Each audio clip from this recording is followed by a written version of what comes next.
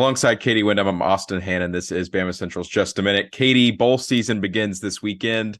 So after a week and a half without college football, it will return this weekend. Obviously, bowl games are a little different these days. You've got opt-outs. Of course, the transfer portal is going crazy. So when bowl games arrive, you don't really know who's going to be on each roster. But starting this weekend, bowls will be here. So before we get into like the nitty-gritty of the New Year's Six bowls, and obviously we're going to leave the college football playoff out of this because Alabama is in it. What are some non-New Year's Six bowl games this year you're looking forward to? Yeah, like you said, it's kind of a crazy time with guys opting out, transfer portal, even coaching changes. So some teams are without their coach, some teams stay with their coach. I mean, some coaches stay with their team through the bowl game.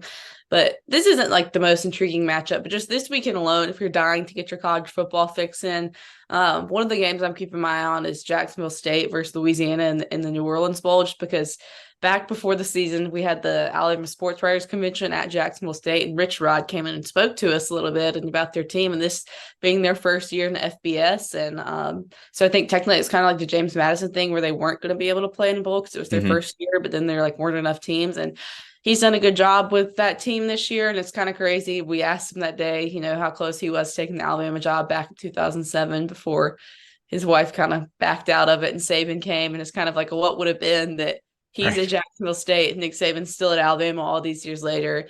So that's a game this week I'm going to kind of be interested in. And then also some non-New Year's Six wise, I'm looking at the Gator Bowl, Clemson versus Kentucky. Clemson's ranked. A couple years ago, it was Clemson and Alabama at each other's throats in the playoffs every single year, and Alabama's back in the playoffs. Clemson's in the Gator Bowl, kind of had an up and down year against a Kentucky team that had an up and down year.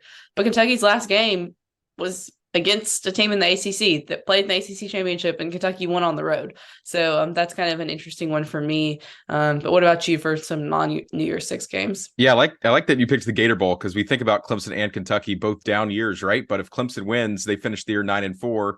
If Kentucky wins, out of nowhere, they finish the year 8-5. So I mean that's a good year for Kentucky. And Clemson can kind of salvage something that, ever since Tyler from Spartanburg happened, I don't think they lost a game. So maybe they need to do more radio shows with Dabo Swinney. We'll see. I have one other one. I had the Gator Bowl down. I think Arizona, Oklahoma, and the Alamo Bowl could be good. Obviously, Oklahoma's dealing with some portal stuff, but Arizona really came on towards the back half of the season. I think they finished 9-3. So a big opportunity for them first year under Jedd Fisch to kind of win. I think they can get 10 wins if they beat OU. Same thing kind of goes for Oklahoma. They've got some momentum going there, and they got to play in the SEC starting next year. So this is kind of their last chance to make a statement before then. On to the New Year's Six bowls. There's a lot of good ones in there. Like I said, we're going to avoid the playoff games, but other than the playoff, what are some games in there you're looking at? I think obviously kind of a big determining game in how people are going to grade how the committee did is Georgia versus Florida State, because Florida State's disappointed they didn't get in the playoffs. Georgia's disappointed they didn't get in the playoffs. Florida State's still without their quarterback. Georgia, I'm sure, will have a lot of guys opt out.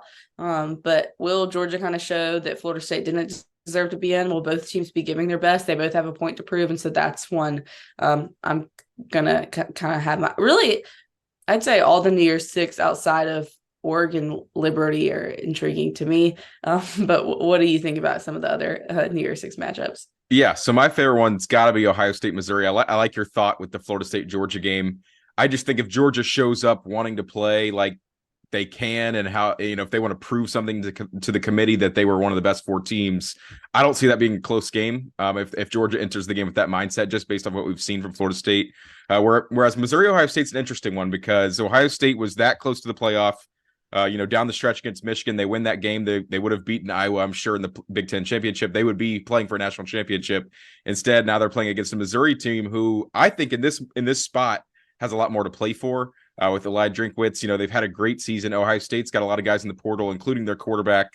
We don't know if Marvin Harrison's going to play in the game. Whereas with Missouri, I think in an opportunity like this, you'll see most of their roster play and play with a chip on their shoulder. I mean, it's Ohio State. This is a big stage for them. And it was a big year for Eli Drinkwitz. He had a hot seat kind of ringing in the offseason, and what a big statement year they've had. So yeah, that's the ball game I'm looking forward to most, outside of the college football playoff, of course, where me and Katie will be on New Year's Day. But for Katie Wyndham, I'm Austin Hannon. Enjoy your bowl season. This is the end of the college football season, so enjoy it. We'll talk to you soon.